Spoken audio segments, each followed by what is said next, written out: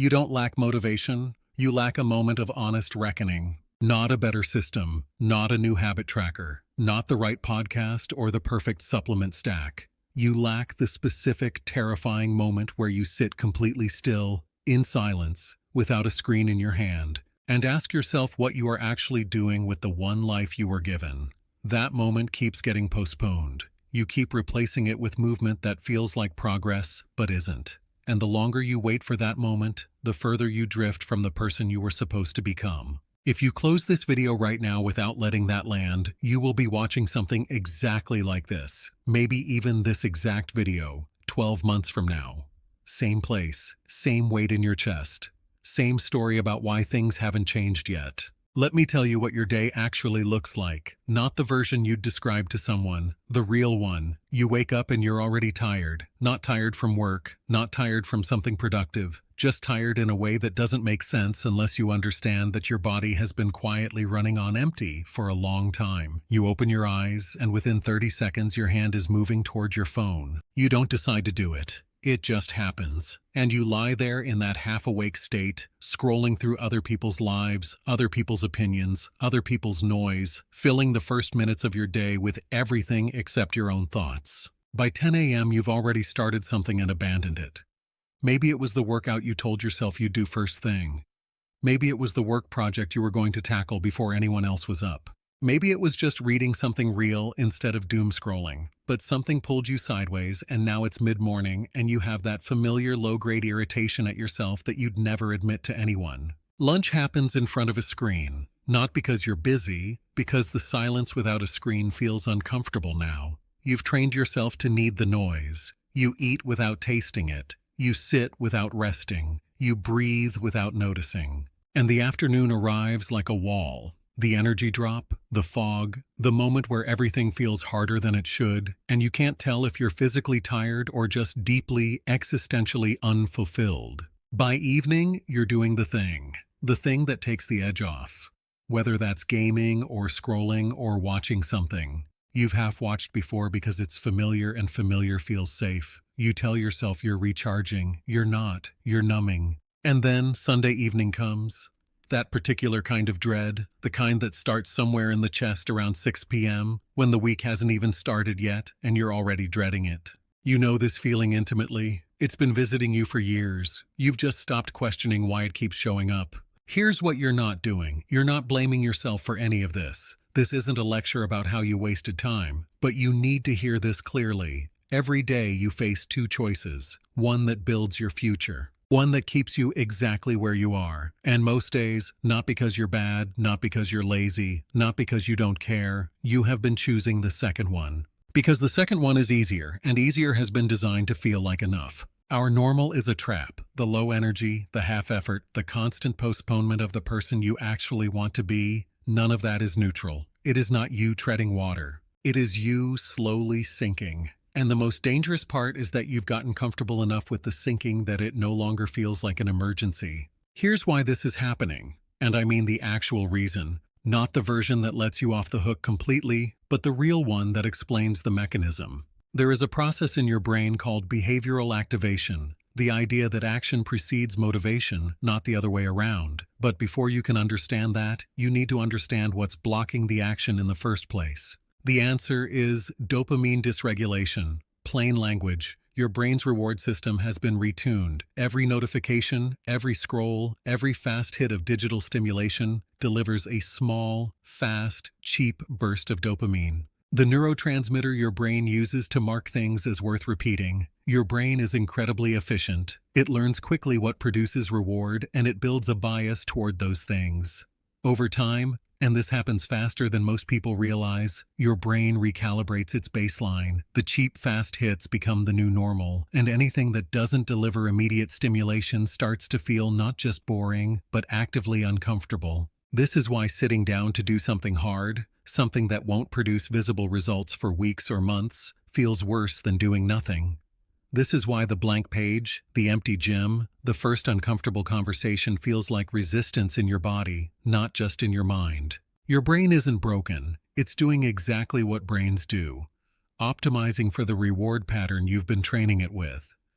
Every morning you reach for your phone before your feet hit the floor, you are casting a vote for that pattern. Every time you choose the comfortable scroll over the uncomfortable start, you are reinforcing wiring that is working directly against the life you say you want. But here's the part that matters. Neuroplasticity is real. Slow down.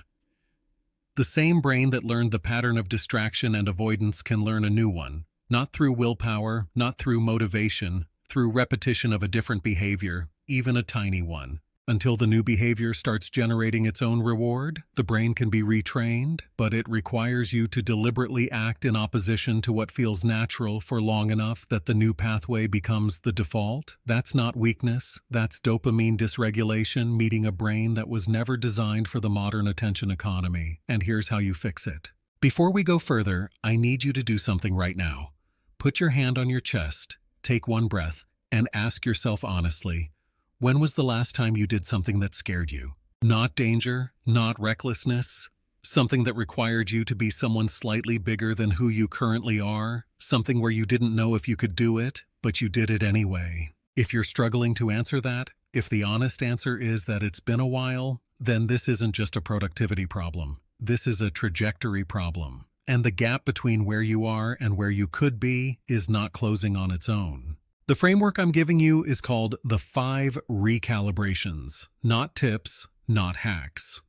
Recalibrations, because each one requires you to fundamentally shift the way you've been operating, not just add something new on top of an old broken system. The first recalibration, stop managing your time and start protecting your attention. You have been solving the wrong problem.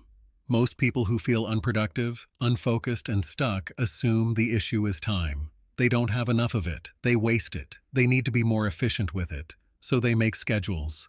They block hours. They download apps that track how many minutes they spend on what. And then they sit inside their perfectly constructed schedule and produce nothing of real value, because the problem was never time. The problem is that your attention has been shredded into 1,000 fragments, and you are trying to build something meaningful out of fragments. What most people do wrong is confuse presence with attention. You can be physically sitting at a desk for 8 hours. You can have your phone face down, your notifications off, your coffee beside you, and still produce almost nothing that matters, because your mind is split between 12 different threads, 12 half-finished thoughts, 12 background anxieties running in parallel. You've done this many times, more than you'd like to count.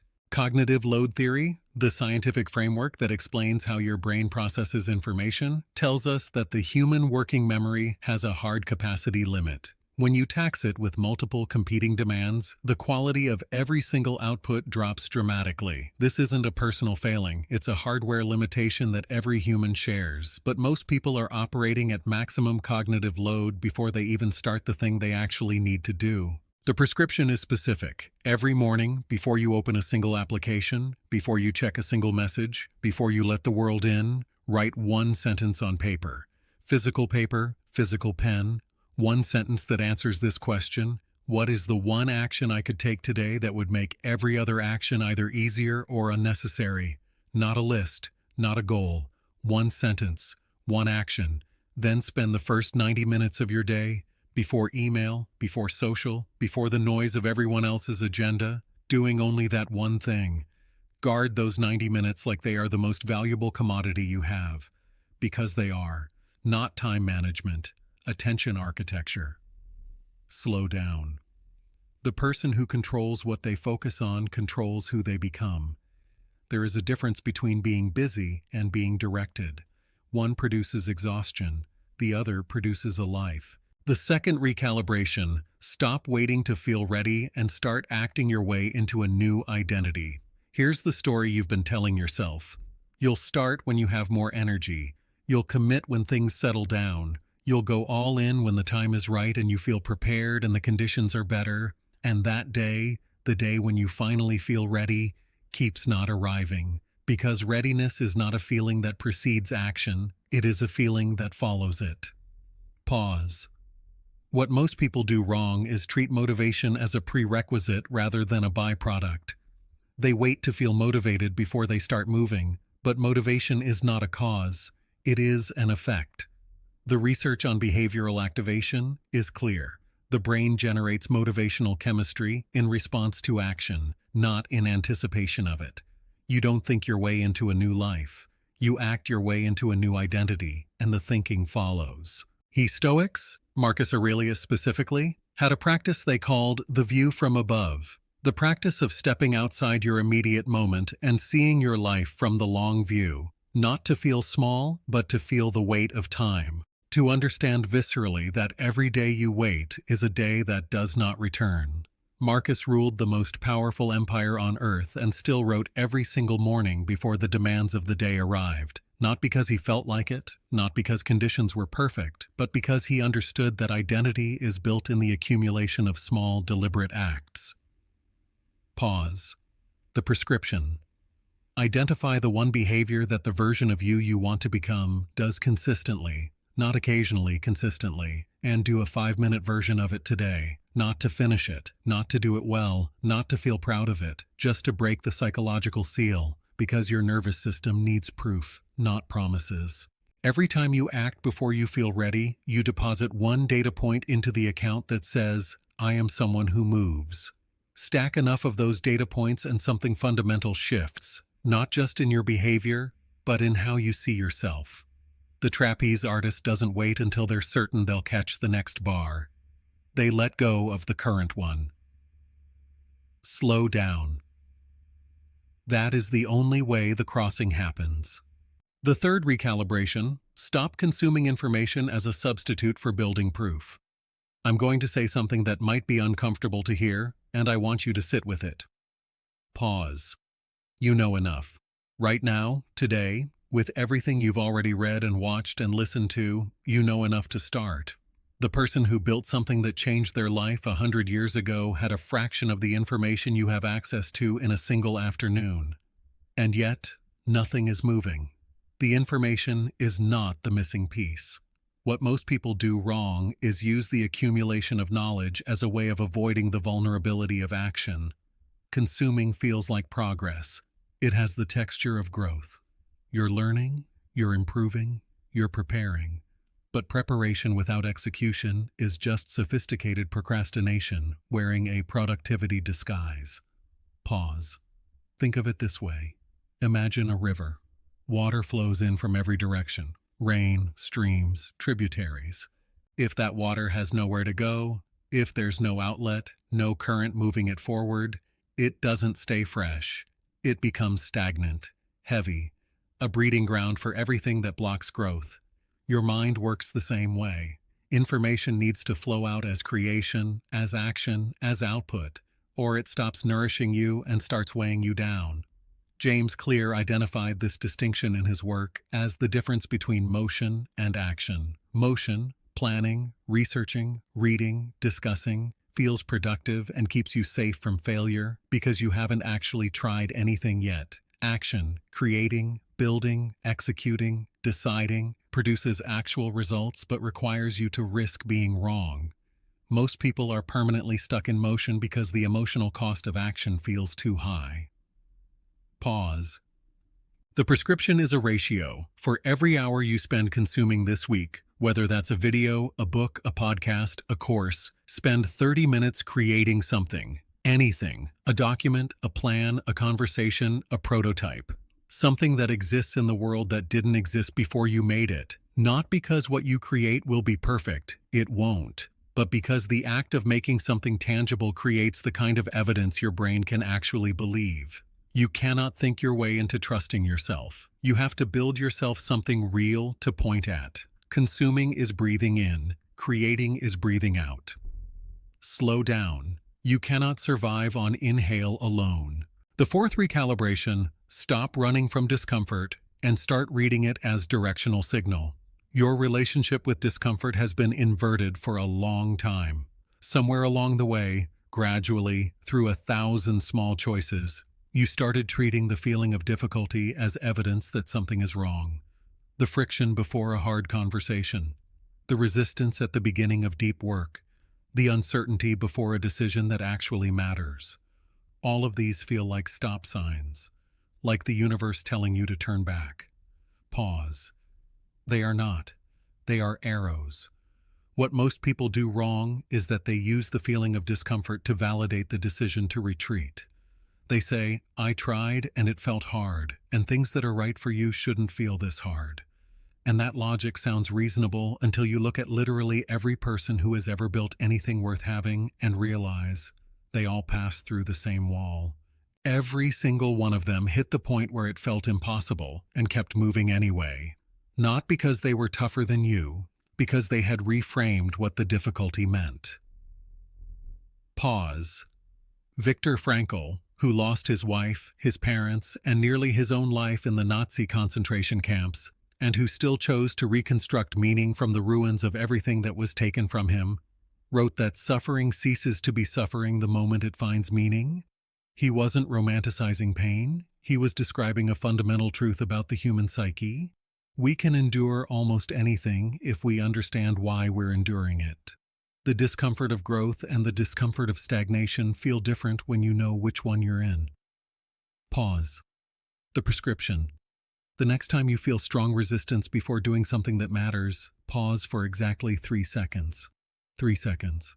And ask one question. Is this hard because it's wrong? Or is this hard because it matters?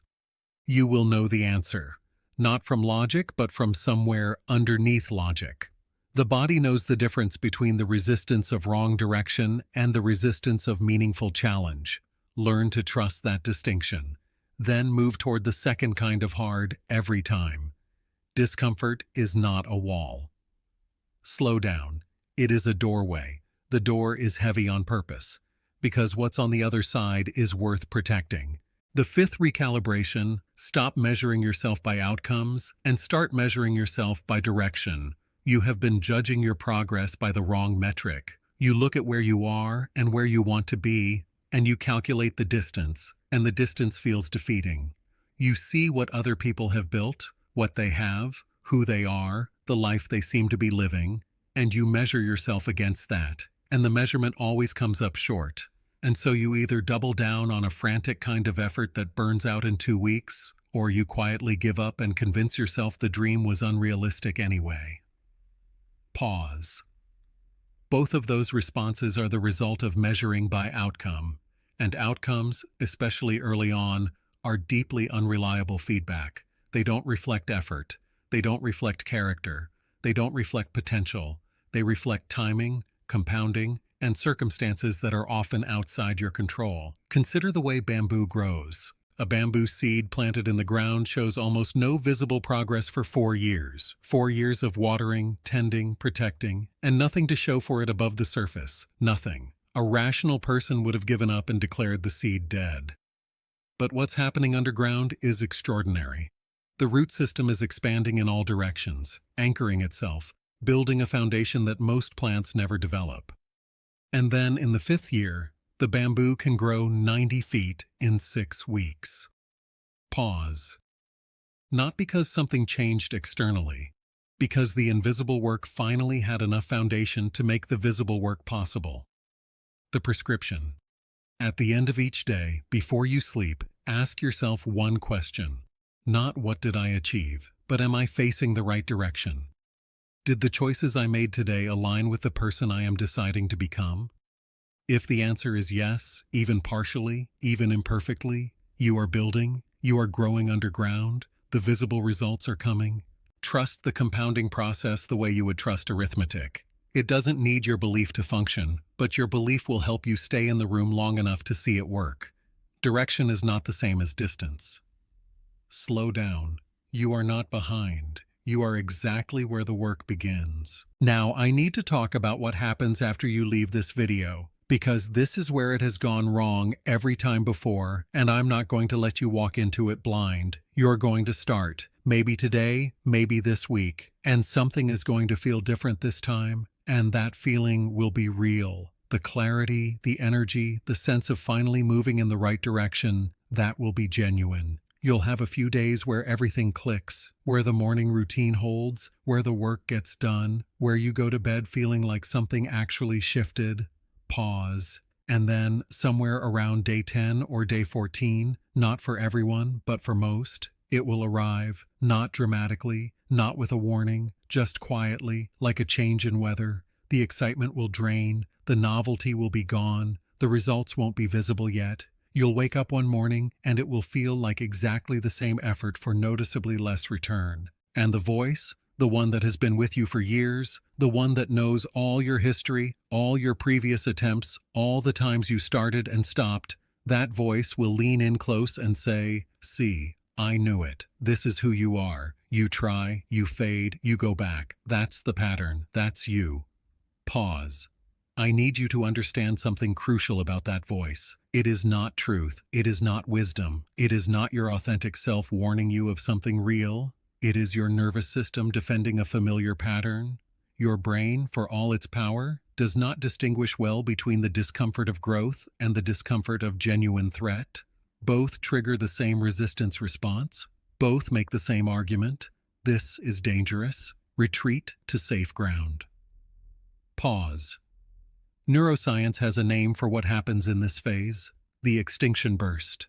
When you're trying to replace a deeply ingrained behavioral pattern, the brain will intensify the old pattern right before it breaks. Think of it like a ratchet being forced backwards. The mechanism fights hardest at the exact moment before it gives. The resistance you feel in this phase is not evidence that the change isn't working, it is evidence that it is. Slow down. Your one anchor in this phase, the only thing I'm asking you to hold on to, is this: keep the minimum alive. You don't have to perform, you don't have to be inspired, you don't have to produce something you're proud of. Just do the 5 minutes, write the one sentence, take the one step, show up in the smallest possible version of the commitment. Because the commitment matters more than the quality of any single day's execution. The moment it feels impossible is not a sign you chose wrong. Pause. It is a sign that the old version of you is losing its grip on the wheel. That is not a reason to stop. That is confirmation, more reliable than any external result, that you are exactly where the real change happens. Slow down. 1 year from now, not in some distant theoretical future, 1 year, there is a version of you that is different in a specific, quiet way. He wakes up in the morning and the first thing he feels is not dread. Not the heavy, formless weight you've been waking up with for longer than you can remember. He feels something simpler, something almost plain. He feels present. Pause. His body is a little more his own, not because he ran a marathon, but because he stopped treating it like something to be managed and started treating it like something to be inhabited. He makes decisions faster and doubts them less, not because he's become certain about everything, but because he trusts himself now. And that trust was built, not given. You'll recognize him in a specific moment you won't expect. Maybe a Tuesday morning in autumn, 6 or 8 months from now, when you're sitting with your coffee and you realize you haven't felt that Sunday evening dread in weeks. Not because the world got easier, not because the problems disappeared, but because you are no longer at war with yourself about what kind of person you are. Slow down. Not because life got easier, because you stopped fighting yourself. That version of you is not a fantasy. He is the arithmetic result of what you do consistently between now and then, and it starts with what you do next. It's not your fault that you got here. Pause. The modern world was engineered, deliberately, by the smartest people on the planet, with the best tools in human history, to make you distracted, passive, and just comfortable enough not to demand something better. The attention economy does not want you focused. The entertainment industry does not want you fulfilled. The system profits from your half-life, from the version of you that almost tries, that almost commits, that stays right on the edge of real change without ever crossing it. That is not a personal failure. That is a structural one. But here is the part that belongs to you. Pause. It is your responsibility to step outside that structure. Nobody is coming to extract you from it. No event will force the transformation. No person will care about your potential more than you do. The decision is yours. It has always been yours. And the longer you defer it, the more expensive the deferral becomes. If something in this video reached the part of you that already knows it's time, drop the words "I'm recalibrating" in the comments. Not as a promise to me, as a declaration to yourself, because naming it matters. Saying it out loud, even to strangers, begins the neurological process of identity adoption. The comment is not small. It is the first act of a new pattern. Subscribe if you are the kind of person who has decided, not hoped, decided, that this year will be different from the last one. That is not a personality type you're born with. It is a choice you make, and then make again, and then make again. Pause.